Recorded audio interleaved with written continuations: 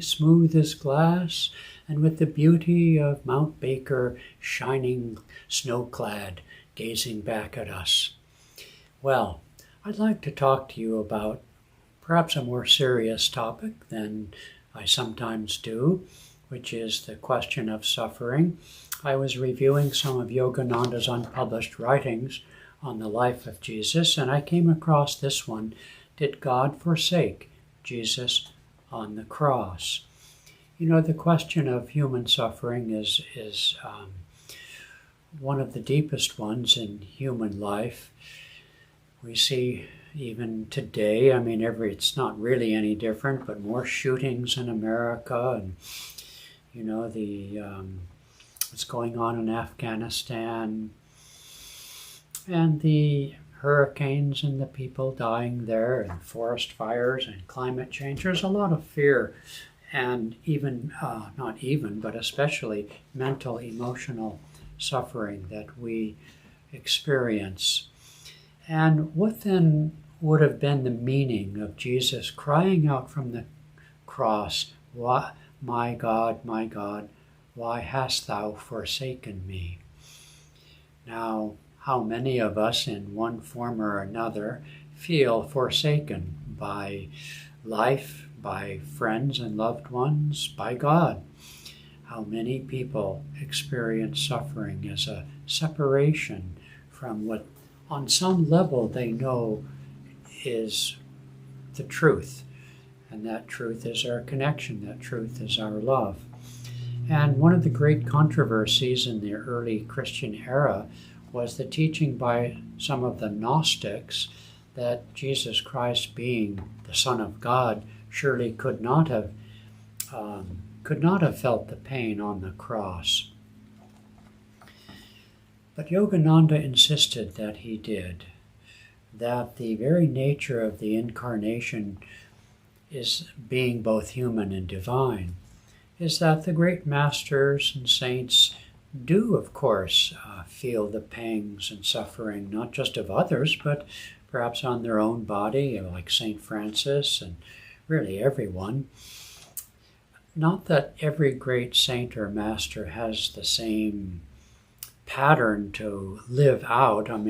Yogananda did certainly have his challenges on different levels, even physically, yes, but also with betrayals in his life. But Jesus' suffering on the cross is especially poignant, I think, to human egos for the very gross nature of its physicality. And so Yogananda wrote that Jesus endured or experienced that physical suffering. He endured and experienced the emotional suffering of his being rejected and humiliated, and then the spiritual suffering of what would result to those who inflicted that rejection and suffering and humiliation upon him. So all three different levels. And Yogananda said that Jesus, if he was just only the Son of God, so to speak, in the way that Christians speak of him, like some divine incarnation without any past reincarnational history, then it's a little bit hypocritical. God doesn't have to experience pain, does he?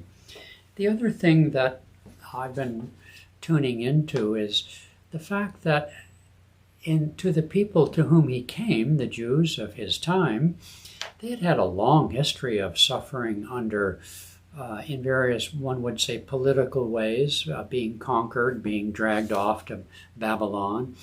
And they had, based on their own history, I would say every reason to expect to have a Messiah who would, in fact, be, among other things, a political savior, or reestablishing their political independence.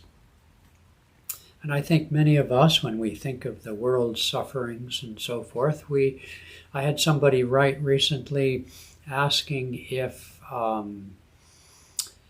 is there going to be are the spiritually minded people going to stand up and stand up for good and virtue and overthrow the powers that be? Well, it's a happy thought, I suppose, but probably not going to happen. The conflict between good and evil will, of course, continue. And yet that doesn't mean we should be passive or passive or indifferent. That's the word I want. Or indifferent to the sufferings of the world. Many people have noted that though the Romans crucified Jesus, technically speaking, his followers and his teachings conquered the Roman Empire just a few hundred years afterwards. Not that it was necessarily the best thing that ever happened to Christianity, but nonetheless, history shows that there were many competing religious movements at the time. There was, suddenly I can't think of all the names, but there were a number of other movements that could have been, uppermost or what have you. But and Jesus' teachings were the most, if you think about it, most unlikely to catch hold in the so-called pagan world. I mean, resurrection, death, crucifixion and death, humiliation, resurrection. For those who weren't there, that is a pretty tall order of belief and embracing, even to the point of willing to die for their faith during the persecutions of the Christians. So there was certainly a power there, a redemptive power to Jesus's suffering. But it had that context. It had a context, and it isn't the context for all of the for each and every avatar, both before Jesus' life and afterwards, to have to go through that particular very violent experience. But Jesus shows us how to accept the trials and tribulations that inevitably come to us, the misunderstandings. I mean, probably very few of us, none of us are going to be nailed to a cross, for heaven's sakes, but or even humiliated publicly in a trial. I think of Swami Kriyananda, who was, in fact, publicly humiliated in a trial. And the redeeming power, the redemptive power of accepting such things with grace and humility and acceptance and faith is a redemptive power that I think all of the work of Ananda, in the case of Swami Kriyananda's challenges in his life, which we all are blessed to receive the grace of. As Jesus was resurrected after his death, Paramhansa Yogananda said to Swami Kriyananda that death would be his last sacrifice. And though he, Swami Kriyananda, would never have compared this spiritual stature to that of Jesus Christ, he certainly had a parallel life. And this Sunday we will celebrate the day in 1948, September 12th, when Swami Kriyananda met Yogananda and was accepted by Yogananda as his disciple. And then the rest, as they say, is history. And so Swami Kriyananda accepted the slings and arrows of his faith, of his discipleship, of his service to God. And they were many. He also had many physical challenges as well throughout his life, none of which really prevented him from ceaseless activity, ceaseless writing and lecturing and counseling and guiding the worldwide work of Ananda. I mean, what an example. No matter what any true saint, avatar or saint, gives to us that example of how to deal with the world.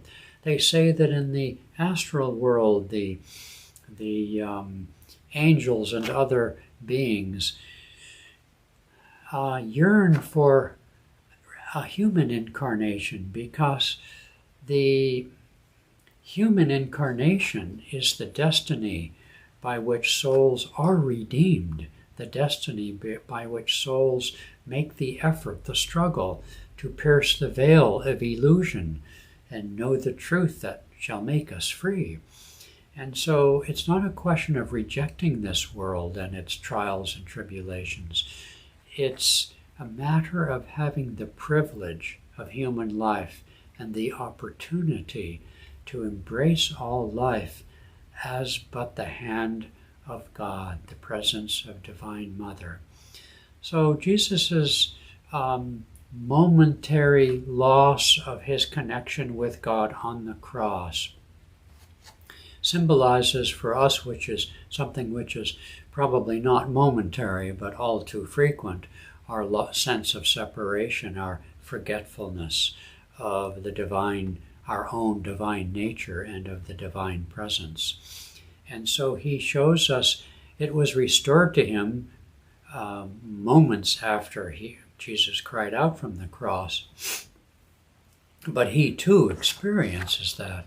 And that's the great, our existential separation is far greater than any passing humiliation or passing misunderstanding or passing surgery or accident or this kind of thing. And so let us accept all, whether nicely wrapped or not so well wrapped, that come to us as nothing more than the hand of Divine Mother guiding us, sometimes gently, sometimes not so gently, back to our true home in cosmic